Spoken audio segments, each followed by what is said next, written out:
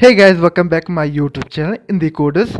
Today's video to how to you install on your Android mobile Windows 98. This video to show without any emulator for image emulator for install and Windows nothing. You go to Play Store and install this app and use this app to use everything is